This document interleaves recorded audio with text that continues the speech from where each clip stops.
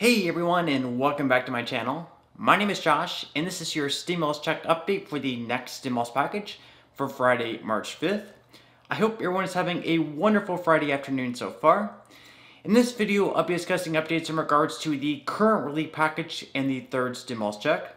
I'll also be discussing the $1,400 direct payments, unemployment, and then I'll be going over the updated timeline of when the Senate may end up passing this bill.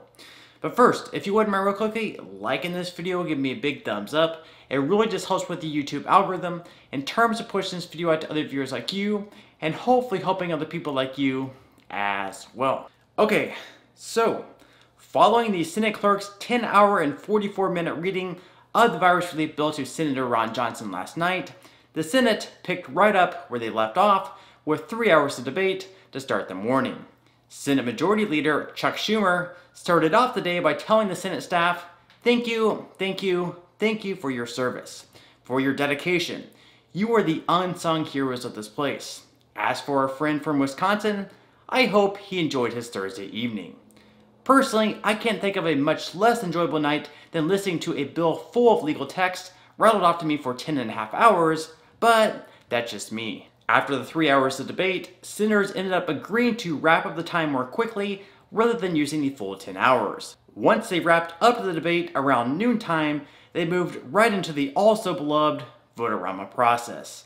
This is where senators have the option to offer as many amendments to the bill as they would like, and oftentimes for political reasons. While you're listening to me now, more than likely they're still going through this process, and at its current pace, will probably go well into tomorrow morning. Going into the day, Senator Ron Johnson had created a plan where Republicans would offer as many amendments to the bill as they possibly could, working in shifts to try making this process as long and draining as they possibly can. First up today was Senator Bernie Sanders offering an amendment to raise the federal minimum wage up to $15 per hour. This, of course, was also an amendment mainly offered for political reasons, to make sure that each and every senator had to go on record with how they felt about this provision. In order for this to be approved, they would have needed 60 votes, not just a simple majority. And while it wasn't much of a surprise to see that all 50 Republicans voted against the amendment, I was a little bit surprised to see that 8 Democrats actually rejected it. The 8 Democrats that rejected the amendment included Chris Coons, Tom Carper, Maggie Hassan, Angus King, Joe Manchin, Jeanne Shaheen, Kyrsten Sinema, and Jon Tester.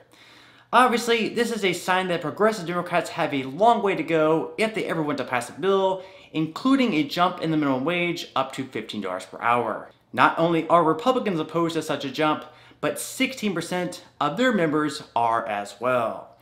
So, in the next year or so, if they want to see any type of increase at all, they may need to go with something more reasonable, such as $11 per hour. Now, one interesting development that did take place today revolved around the unemployment insurance benefits. Currently, they're set at $400 per week, starting from where they're expiring in the middle of March and going through the end of August. However, just today, the Senate reached a deal with the White House where they would reduce the weekly unemployment insurance benefits down to $300 per week, but then they would run through the end of September rather than just the end of August. So, people receiving federal unemployment benefits will be receiving $100 less per week, but at the same time, they'll also be receiving one more month of guaranteed benefits. On top of that, there's a provision attached to it where the first $10,200 received in unemployment benefits last year at the federal level would be forgiven. Now, having this tax forgiven on the first $10,200 has been something talked about in recent weeks, with so many people in a tough spot this tax season. Even though there was an option to have some of the money withheld for taxes, some people, unfortunately, didn't realize they'd have to pay taxes on this money.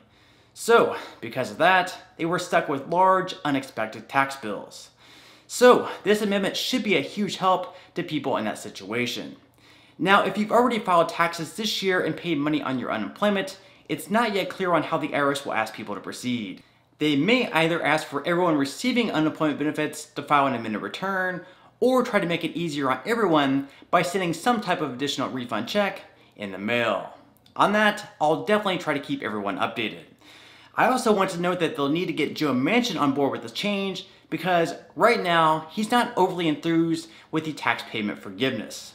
So even though there is a very strong chance of this change happening, it's not a for sure thing. Also, another amendment likely to be proposed today is from Republican Senator Rob Portman. In his amendment, he plans on extending the unemployment insurance benefits at $300 per week through the end of July, which would be 1 month less than in the current bill. In this case, it's Portman's hope that he can get Joe Manchin on board with this plan, in addition to the other 49 Republicans in the Senate. If he can achieve this, they'll get 51 votes on the amendment, which will be just enough to change that part of the bill. However, it's unlikely that all Republicans will support Portman's plan, being that some of them don't even support an extension of the unemployment benefits at $300 per week.